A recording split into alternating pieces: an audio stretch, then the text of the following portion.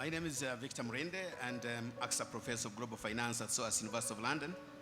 My main story here is that when I was appointed to a personal chair as Professor of Finance in 1999, my main two areas of work were one, transaction costs, and two, risk-taking behavior.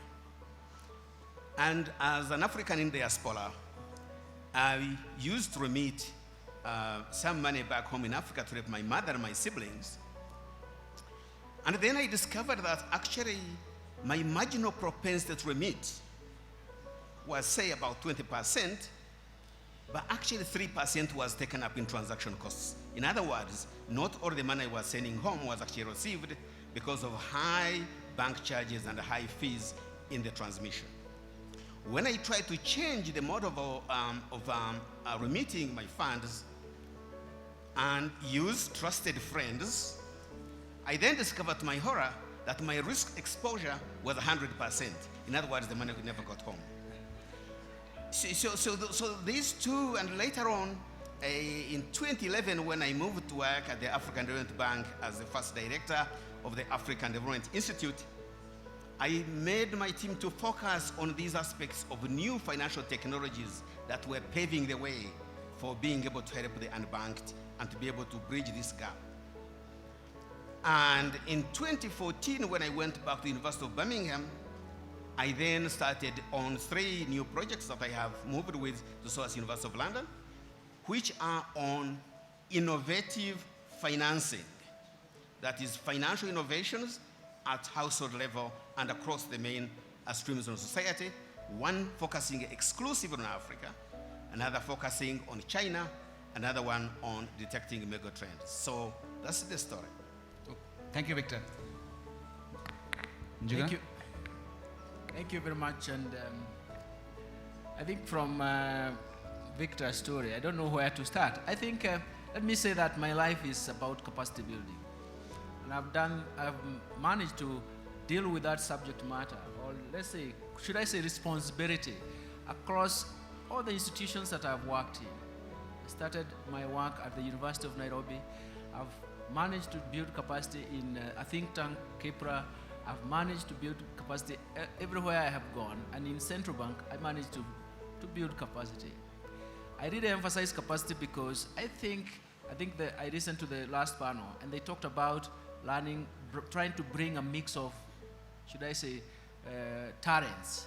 But the bottom line is that at the end of the day, it's the capacity of those individuals that you build, the capacity to read what is happening in the field, and the capacity that is what the knowledge that is you are generating from the market that is going to shape the market in the future. And that is what we have lived in. So I moved from central banking to African Economic Research Consortium. I am the executive director, and we are managing capacity in Africa, in sub-Saharan Africa, through research and graduate training in economics. So it's not a mistake, or it's not an error that it is all in terms of capacity. And here I am, everything that I've done in my life tends to follow me. And this is fintech, financial inclusion is following me from where I have come from central banking to now this AERC, and now even to this forum. I think for me, the key word is capacity building in African economies. Thank you, Julian. Aruna? Thank you. First, I'm really delighted to be here. I've been an academic scholar at the University of Oxford since January. And while the question you asked us helps me share that in 1979, when I met my guidance counselor, preparing to go to university the following year, I told her confidentially that I didn't want to be a medical doctor, which is what my mother wanted me to be, and I didn't want to be an engineer, which is what my father wanted me to do, and I wanted to be an inventor that would bring impact. And yesterday, Leslie Go from the World Bank and from Cambridge talked about the blockchain bond, and I want to publicly share a secret with her that when together as World Bank Treasurer, we finally introduced and launched the first publicly known blockchain bond in the world. I thought that I had become an inventor, and And so it was time to then move on to my next role. So thank you. Tamara? So I'm Tamara Cook with FSD Kenya. And as I was thinking about this question, I was thinking about how technology, what it means to me is an enabler. Technology is never the end. It's always the thing that helps you do something better. And as I was thinking about fintech, I was thinking about the website tools that I use to help me better visualize my own personal family financial management. And that reminded me of one of the first fintechs that I saw in Bangladesh, but it wasn't really a fintech. What it was a savings collector who was using a Palm Pilot, not an iPhone, not a smartphone, but a Palm Pilot to collect savings. And what I loved about it is it used the functionality of technology to visualize a savings bank, a mud savings bank, and it used the sound of coins falling into a bank to encourage the customers to understand, because they couldn't read, that they had saved their money when they heard that sound. And so I think technology is an enabler to help us do what we want to do anyway. Thank you, Tamara. David?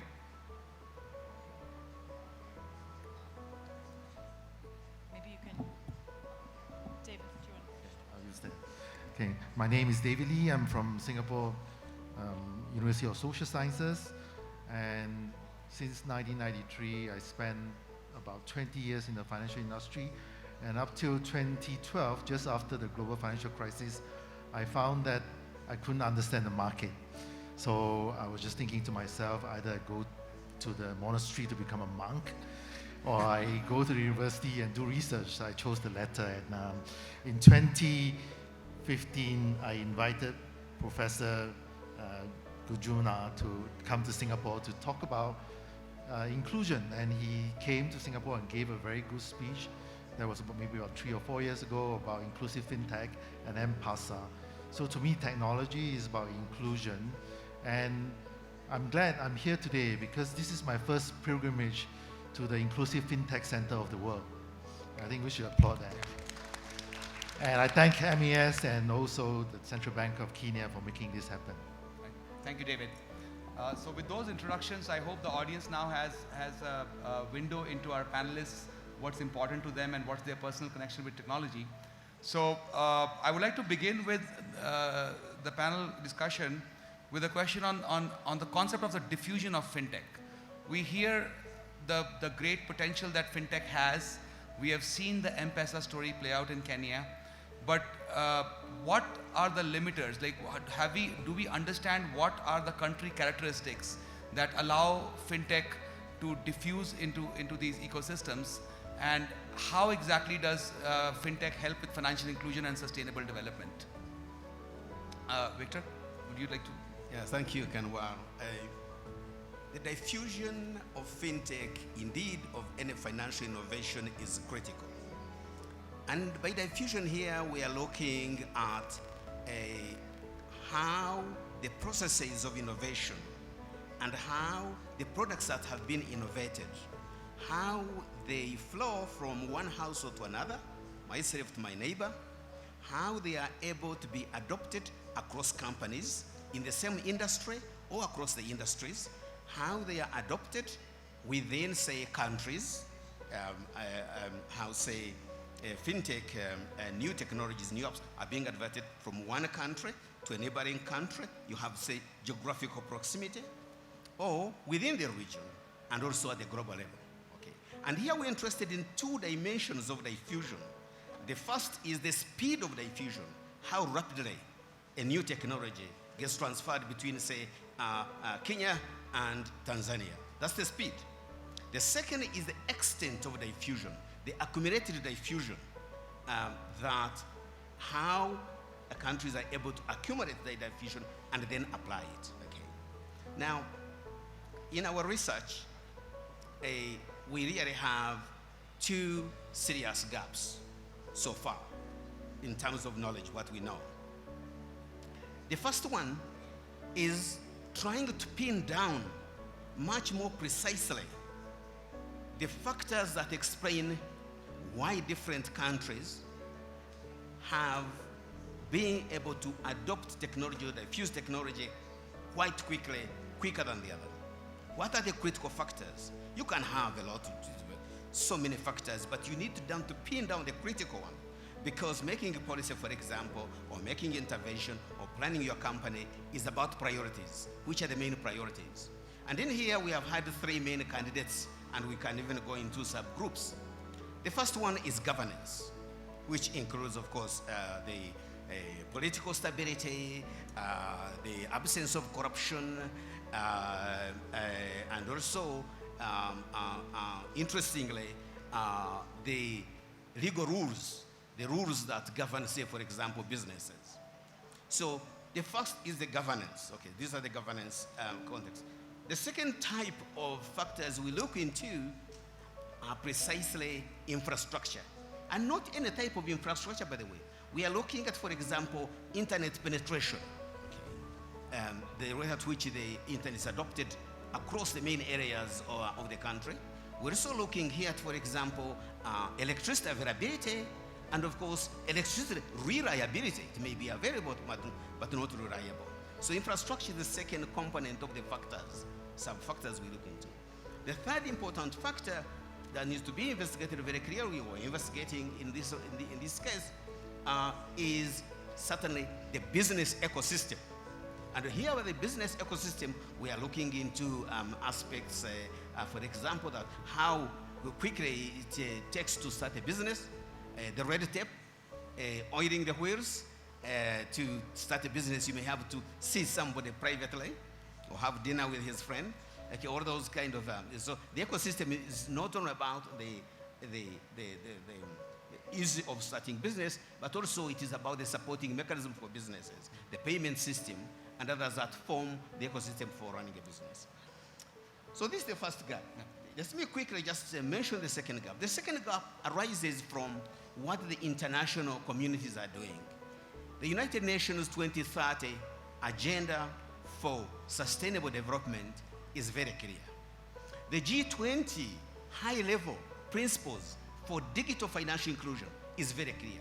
These two have a congruence in the aspiration in terms of making sure that fintech paves the way for financial inclusion and then paves the way for sustainable economic development. The question that has to be answered is how. Thank you, Victor. And you're gonna, to take an example from how a plane takes off, I mean, you had the pilot's eye view of the M-Pesa story in the birthplace of fintech. Would you like to share some perspectives of what you saw? What were the takeoff vectors? What were the risks that were dealing with life? Thank you very much. And I think that is maybe a very interesting perspective from what actually Victor has described.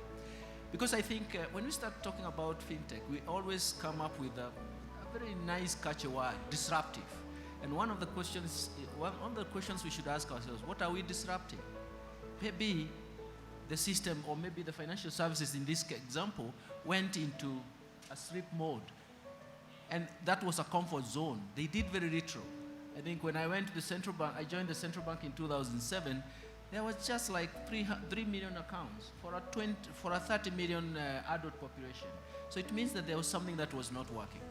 But I think from the question you have asked, I think one of the things when I saw this, that I would be in an academic hard talk, I asked myself whether I'm carrying the graphs for academic hard talk and see who is going to be bruised.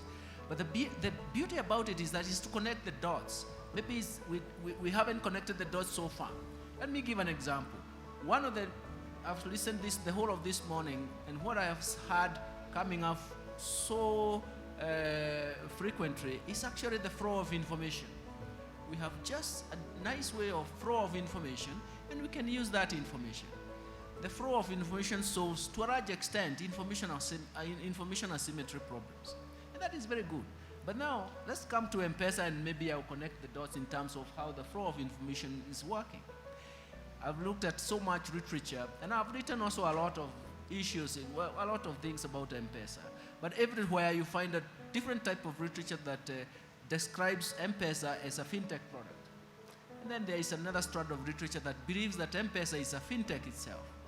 And then all of a sudden, there is another strand of literature that argues that actually it's one of the most successful regulatory sandboxes in the world. All those are interesting, but what do we see from there? First, let me maybe outline maybe 3 or 4 factors that have made M-Pesa what it is. The first thing is that we wanted to talk about financial inclusion, but we didn't know where to start. Having a bank account, and somebody here talked about having a bank account is not a problem in some countries, but what do you use it for? So essentially, the first thing M-Pesa produced in the East African region as a good example is that it's created a retail electronic payments platform. And that is the entry point to any financial services platform. And it has been used by various organizations, including the government. The government is using retail electronic payments platforms for its services. Go to driving license, passports. Even the Kenya Revenue Authority is using that as a payments platform for its tax payments. It's deciding taxes using that tax payment platform in mind. So the first success story is having a retail electronic payments platform. And that's very important that you don't have to go to walk to a point of service. The second one, and which is for us is very, very critical, is that we wanted the M-Pesa or maybe financial inclusion to introduce some savings or even virtual savings. And we have seen that that's a success story. I've been looking at the data on virtual accounts and even virtual credit platforms in Kenya, Tanzania, Uganda, and Rwanda. And it's an amazing story. In Kenya, one of the savings products has 24 million accounts. One bank is holding 24 million accounts. So you can see that it's making a lot of difference. But what do we get out of that? If you connect the dots further, how did we make monetary policy when there were very few people participating in the financial system?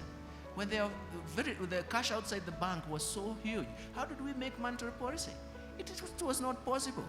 But perhaps now we can reformulate and come up with forward-looking monetary policy framework for those countries that have not. Kenya has done that for the last perhaps 10 years, from the last 10 years. And for us, that is very, very important. Everybody talked, even in the last forum, even in the last discussion panel, everybody talked about risk. When you have electronic payments, it means you can monitor risks. We have seen countries improve AML, CFT regime in their own respective countries because they are able now to monitor payments and even who gets the payments, where do these payments move. And finally, one of the latest contributions that I'm making is actually to say that we can get all this, but how do you get it? It was answered in the earlier cases in terms of we have to adopt a transformative regulatory technology. Do we have it? We need to train people. We need to train them first by seeing what is happening, and 2, by seeing how they can actually come up with derivatives coming from this market. The second one is institutional capacity. Do we have adequate institutional capacity to take care of that? I know you mentioned about, Victor mentioned about legal framework, but I believe that institutions themselves can provide the governance structures that is required because they provide 2 important functions. One of them is to define the legal framework. And once you have defined the appropriate legal framework, then things become easier for a regulator.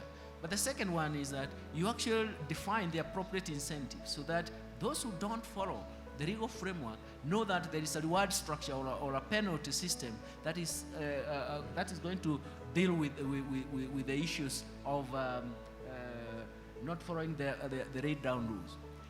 And this is what we see across, and this is what we want to encourage. So I just wanted to give that example because we really need to connect the dots from M-Pesa to financial inclusion and to institutional growth. That's the financial sector growth. Then what next do we need?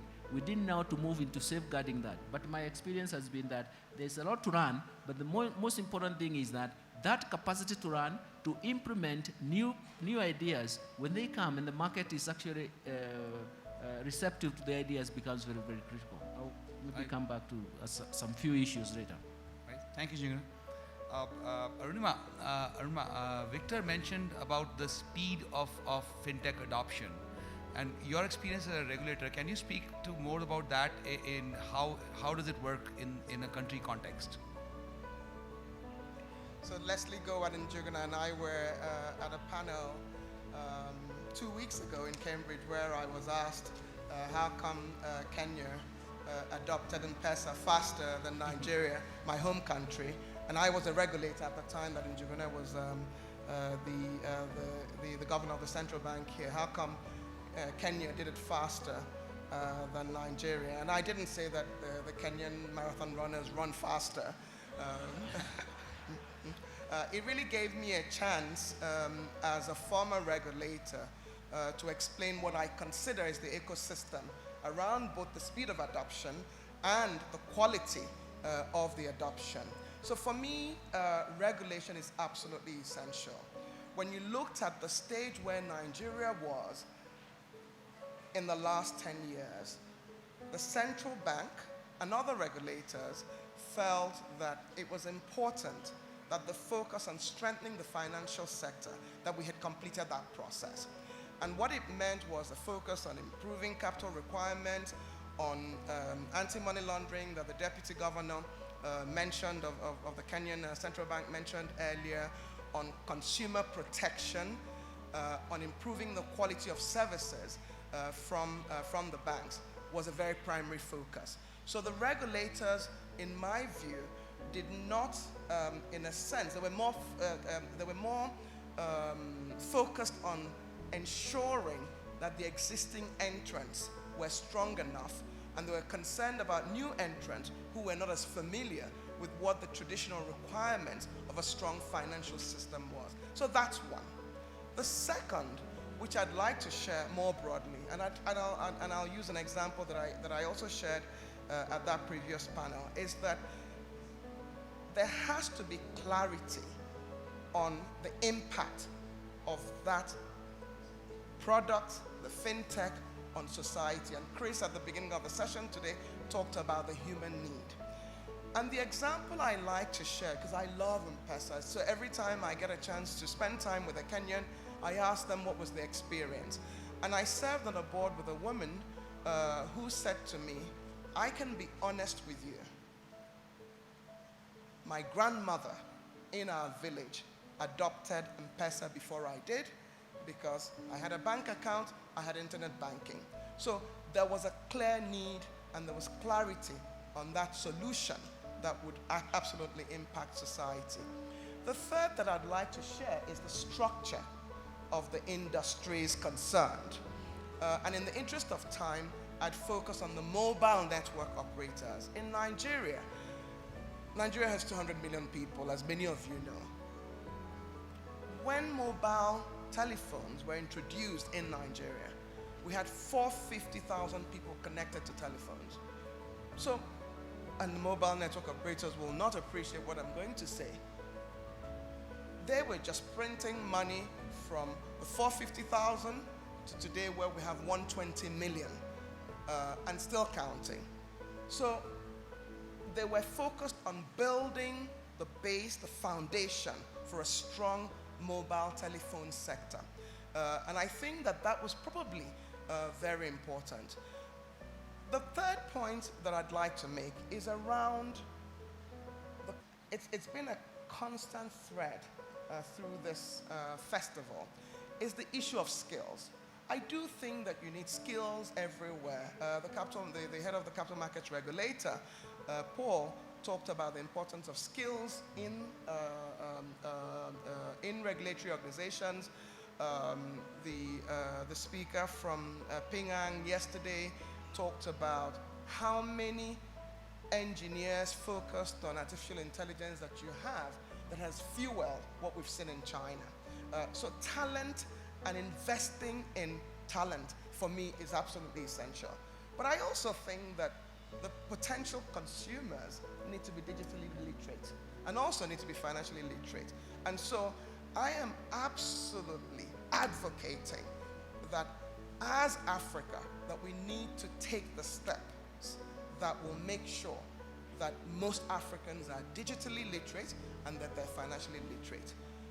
So yesterday, when the president of Kenya, Uhuru Kenyatta, talked about the blueprint, talked about what they were thinking about the equivalent of Adaha, I thought, yes, this is leadership from the top.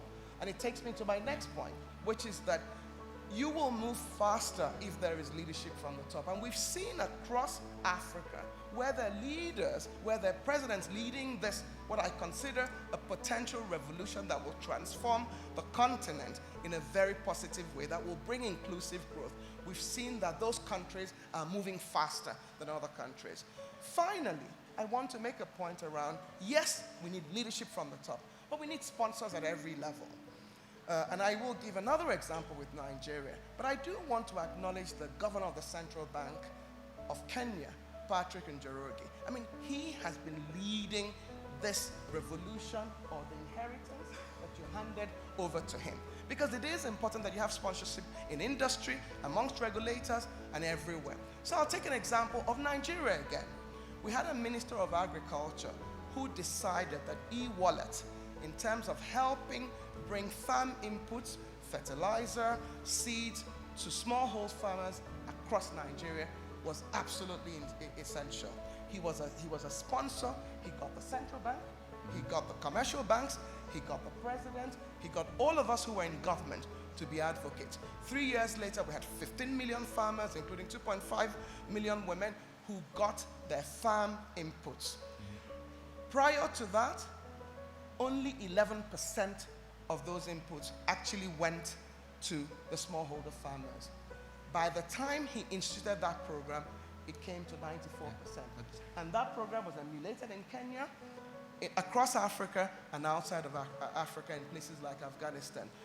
So it's regulation, it's making sure that we're clear about what we're trying to solve, it's the industry structure, it is leadership at the top, it is sponsorship at every level, but it is literacy, literacy, literacy.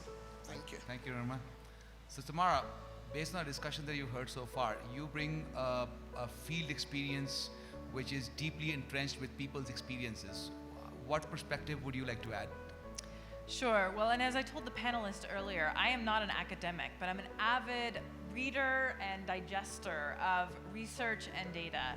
And we work with many researchers to inform our work in the field, including Radha from University of Nairobi, who's in the audience. And what we've seen is that we have a lot of good news and a lot to celebrate, which you've already heard talked about in Kenya, but we also have things that aren't working, and research helps us figure out what those things are. So for example, several years ago, we were celebrating the success of M-Pesa and the adoption of the population, which is great. But when we did the Kenya Financial Diaries, what we saw was that even though lots of people were using M-Pesa, 95% of the transactions in that research were still happening in cash. And so we asked ourselves, why is that? What is it not yet doing for people for them to move more of their transactions to a digital form? And just recently, you've heard several people note that we've reached 83% formal financial inclusion here in Kenya, but we've had some bad news that came along in that same survey, which is that the Financial Health Index, which is looking at whether people can manage day-to-day, deal with shocks, and invest in the future, has dropped dramatically from 39% of the population to only 22% of the population. So we're making huge strides on what we like to think of as financial inclusion. So people are being included into the financial sector. But the question we're asking ourselves is the financial sector truly inclusive? And so we've kind of reversed these words and we talk about inclusive finance. Instead of just counting, have people been included, which is part of the story. The deputy governor this morning said that financial inclusion is important, but it's not the end of the story. And so as we think about having an inclusive finance system, which includes fintech, we need to think about how can the financial solutions do more for Kenyan families, for Kenyan businesses, and for the broader economy. And I see our time is drowning, so I'm going to end there. Thank you, Tamara. David, I wanted to hearken back to something I heard in the previous session and a bunch of different other sessions. Cybercrime, cybersecurity, and cyber resilience. These are words which were used in multiple sessions here. We have personally conducted interviews of many regulators, and when we ask the question, what keeps you up at night, the chances are 9 times out of 10 the regulator says cybersecurity. And what we wanted to find out from you was the nature of risk in the global financial system is evolving very rapidly. We have distributed ledgers coming. We have cryptocurrencies. We have Facebook Libra. So that how does this risk get managed in today's ecosystem? And especially from a regulator's perspective, there is regulatory fragmentation. So there's mobile technologies involved where a telco regulator needs to take view. There's banking technologies involved where a bank regulator needs to be involved. So how do you view the management of that risk as it rapidly evolves? Yeah. I think that's a very important question and very important issue. You got to think of the virtual world that we're all dealing with. It's like an open sea, and there are a lot of malicious elements working, and they're anonymous. So they come from everywhere, anywhere, and frankly speaking, the best regulators may not know where they come from. So that is the kind of situation that we're dealing with. And from financial inclusion perspective, whether financial inclusion becomes losing privacy of your data and everything else, whether financial inclusion becomes that you have no control over your own wealth because this growth hacking will entice you to spend all your money and have leveraged yourself, or would this virtual world that we talk about financial inclusion will destabilize the fiscal and monetary policy that has been stabilizing the entire economy. So these are all very important questions, but the crux of it is that we are so used to a centralized world. And that is true because in the physical world, it's centralized. There is an element of existence.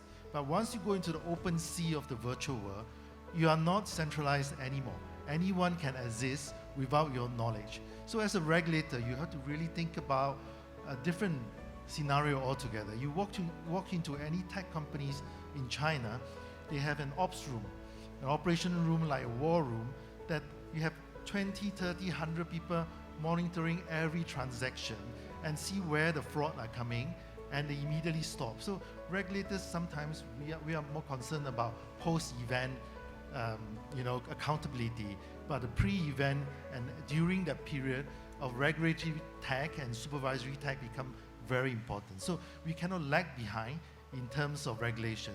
We cannot front run in order that the innovation is being killed. We have to be in tune with the regulation. This is what MES is thinking about. But more importantly, I think you have to be participating. As regulator, you have to be part of the startup ecosystem, having the company sitting next to you and getting involved and maybe investing in them and learning about all the mistakes. Because it's about not being afraid to make mistakes, but learning in the process. It's a time where you learn from mistake regulation. So in that aspect, education is important, financial literacy, but we know the limitation from 2008. Regulation is important, again, in terms of classification of complexity of products and risky products, there's a limitation. So the question is whether we should use some of the latest technology like blockchain to protect privacy. There are many, many techniques out there for privacy protection. They can do analysis on the raw data without even looking or have access to your raw data. It's called multi-party computing. It is called zero knowledge proof. It's called secret sharing. So the techniques are out there. So I think as regulators and academics, we need to be up to, our own literacy has to be up to date so that we know what technology can do. And somebody proposed to us that I'm going to have a white paper, okay, a new coin, but privacy protection is only mentioned once. And then there's a lot of question mark. So I think it's qualitative as well, but once you know technology and they're available and you're not using it, and you are saying that you're going to do financial inclusion, then I have to think very hard about it. All right. Thank you, David.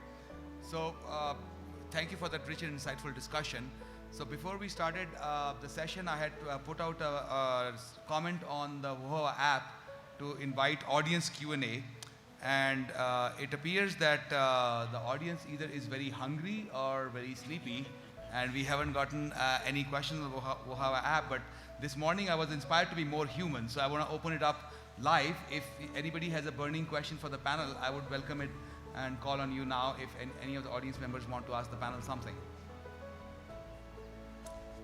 I see a hand raised up. So, yeah, please walk over. Is there a mic that we can give them? Or you can just step up. There you go. Good afternoon. I'm Radha Upadhyay. I'm a research fellow at the University of Nairobi. I like the comment about financial literacy because I think it is important to overcome issues like over-indebtedness that we're already seeing creeping in digital lending. And yet the research on financial literacy has shown that most programs don't have any tangible outcome. So when we're talking about financial literacy, I'd like to hear from all the speakers, like what do you think will really work? Thank you for the question. We don't have time for all the speakers, so I would encourage anyone who feels very passionate about it to take the question. Arunma, perhaps?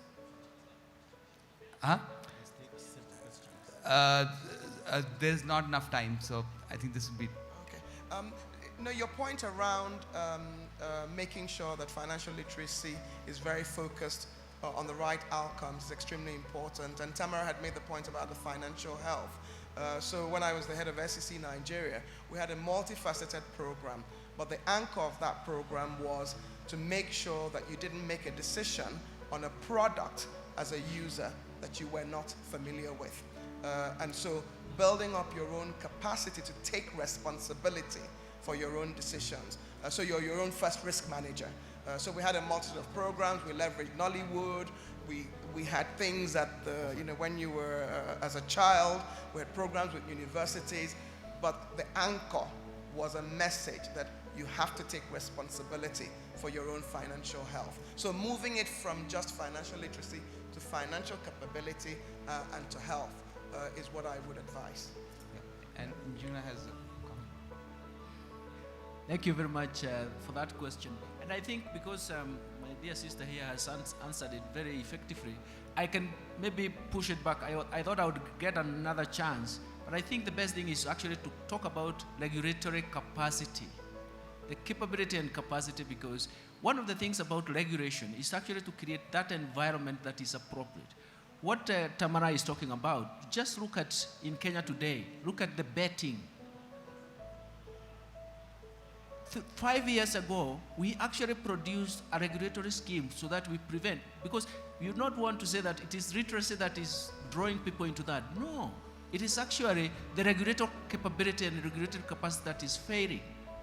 We need regulatory capacity, institutional and regulatory capacity, to actually protect the market and also have regulators who are agents of market development. So that when we see that there is a deviation from what we call the norm, it doesn't matter how lucrative it is, but you know that it is spoiling. And then one other issue that was also mentioned is that financial literacy will work if it is functional to you. But just look at it. Benno gave one example, that fiscal instability, then the moment you start encroaching taxation in those financial transactions, retail electronic transactions, then people will push away. It is not that they are not retreat. They are, but they are actually counting on the costs. So essentially, we have now to move back and say, what institutional and regulatory capacity do we require to protect the market and grow the market? Right. Thank you, Jigna. At this point, I would like to thank the panelists for this really insightful discussion and give the mic back to our very nervous and very agitated MC.